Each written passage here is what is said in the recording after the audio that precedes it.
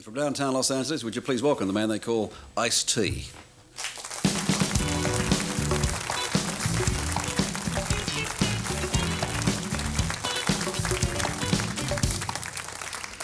Welcome to Australia.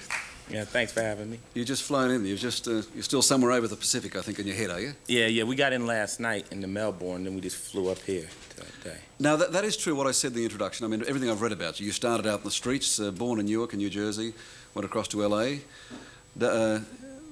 You name it, you've done it. Yeah. How bad, though? I mean, have you been to jail? Yeah, well, I've been to jail on different occasions. I never was into drugs because at the time I was out on the streets, trying to get away with what we considered petty crimes. Drugs weren't as available as they are in the United States now, but... What was petty crimes, Ice-T? This things kids do out on the streets. They steal car radios and stuff like that. And I was into that because I had to survive. I didn't have a mother, father. I moved to Los Angeles because my father died, and then I was living with my aunt. I left her house when I was 17, and I had $250 a month income from Social Security. And I found out if I could get one radio, I could double my income. And I was at the same time, I was still going to school.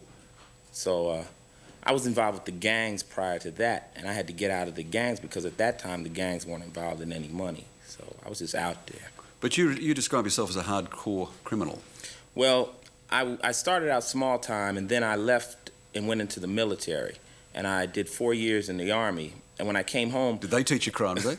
No, they taught... when I came out of the military, I just had kind of an attitude. I understood the establishment more, and I realized how they could basically manipulate people and to risk their lives, where other guys would be sitting back in offices and really wouldn't care what was happening to you. So when I came back, my small-time criminal friends were now big-time criminals. They picked me up from the airport in Mercedes-Benzes and Ferraris and stuff, and they taught me all types of different things, what would be considered white-collar crime, in other words, insurance fraud, things like that. We were pretty successful.